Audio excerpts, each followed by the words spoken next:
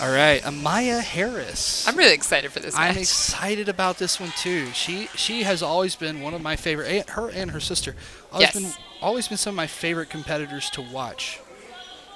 Especially here at Toro Cup.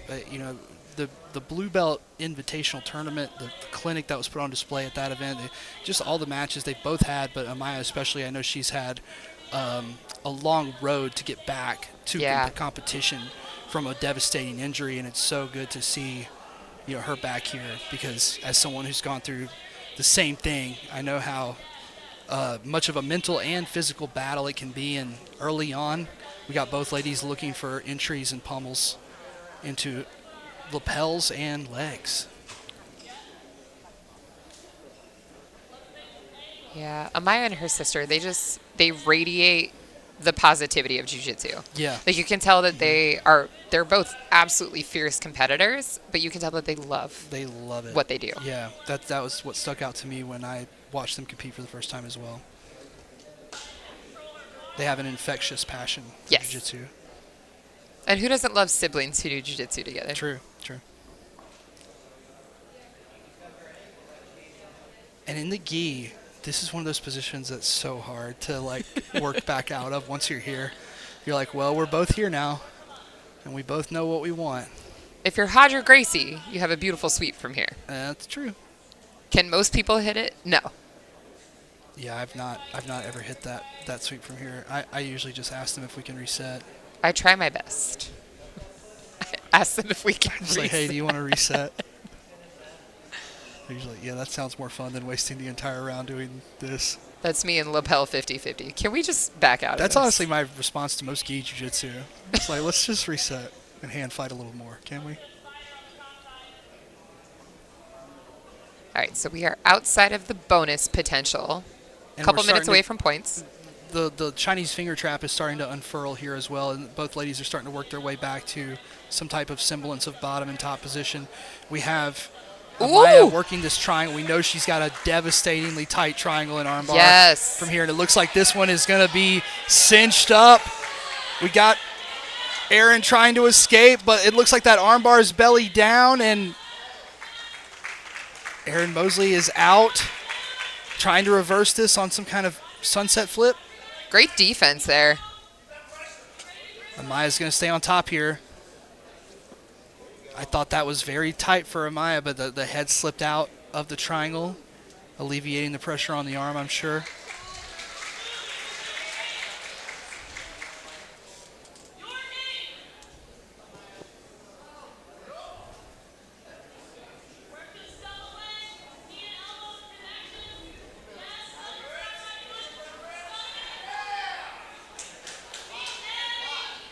Like that deep De La Hiva hook.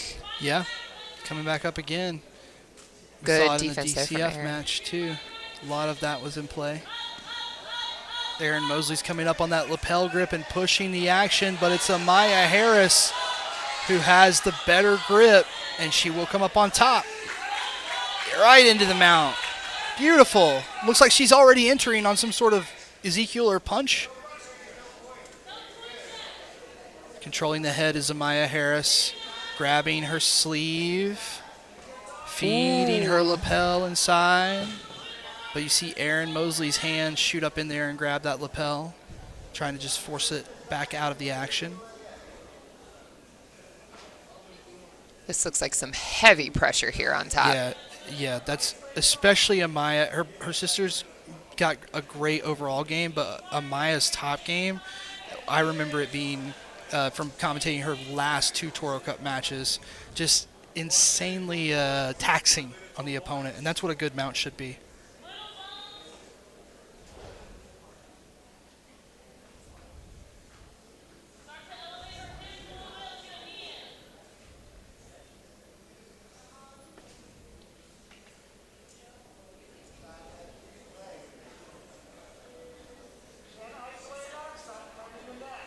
Good old-fashioned smother works, too. Yeah, and that's how you know a mount is really bad, when someone's fighting to get back to here. Yes. When they're fighting to get back to back flat on the mat, arms in front of them, they're getting smashed pretty badly. That little pocket of air that you can find. Exactly. And in the gi especially, because you can think you cover- find a pocket of air, you're just breathing in fabric. And that punch choke, I think, is there for Amaya again. She's looking at it again. It's hard to get. I mean, I'm not super familiar with Ezekiel or sleeve chokes from there, but I'll just say that the punch choke's hard to get from that high. Yes. You want to be almost like an arm triangle where your shoulders got to be under their chin more, or like at least past that line. Yep. It's a different angle that the arm has to take, and it's much harder to do from a high mount. Yeah, I would think so. Unless you're actually using the material of the gi, right? Because then you're pulling Yep. like a garrote, yeah. And that's where that Ezekiel or lapel choke, which she's feeding, Right, you see those that really there? come in handy Yeah. here.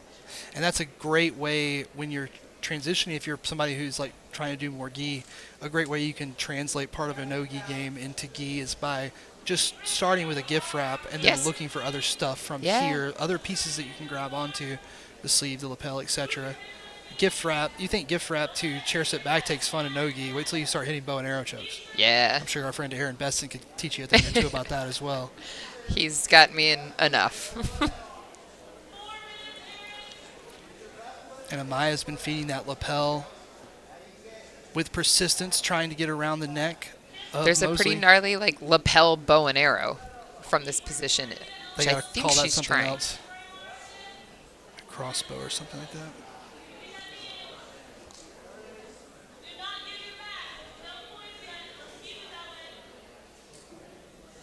Got about 3:30 here left in the match. No points on the board, but Amaya with some heavy pressure for a good chunk of this match so Yeah, far. she's been on top and she's been putting the weight into the match rather than on the mat, which means that every time Erin has wanted to do something, she's had to do it while carrying Amaya, and that's definitely one of the things that's missing from a lot of people's mounts is they're just there. They're not actually putting the weight on the person Yes. in a way that's like everything you do, you will now carry me with you.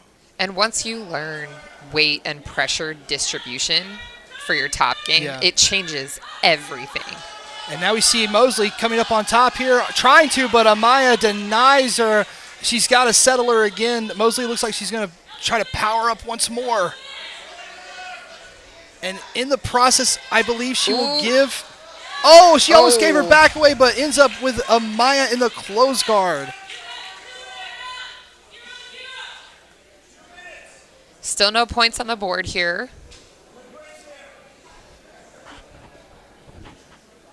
Breaks Pittman, ever the gentleman. Gonna make sure that Toro Cup referee Yeah. debut. he got somebody had a lapel grip with a ponytail inside, and he paused Saw the action, that. took the ponytail out. Oh, Ooh. Erin looking Mosley- for this pass. Mosley was deep on that pass. Amaya goes the turtle out of desperation. She's trying to fight off the hooks here now. 0 points on the board for both ladies. Intensely close match here in the home stretch.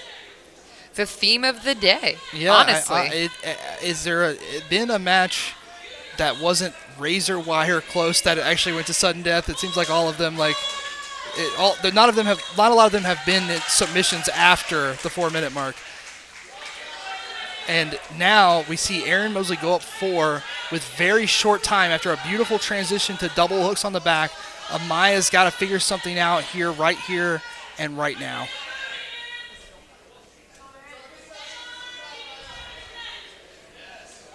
Mosley's done a fantastic job to reverse her fortunes from that early mount pressure. Very different vibe in the back half of this match here. She's looking to finish this choke. Oh, that looks advisable. That looks like it's doing something to Amaya. It's causing a reaction of some sort. She's got to be careful of this body triangle in the bottom position. Yeah, and even if nothing else, she's burning clock. Amaya's trying to reverse fortunes She's again. feeding the hand behind for loop choke style.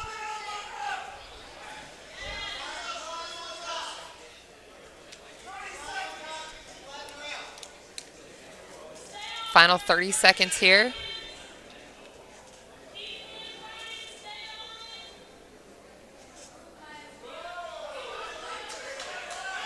Nice, still fighting. Yeah, Amaya's doesn't seem like she's going to be able to get out of this body triangle, so surviving till the end of the match seems to be the only thing that's left available for her.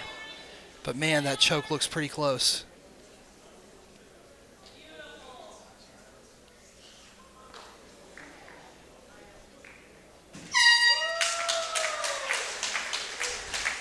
Very intense match. Very Great close match.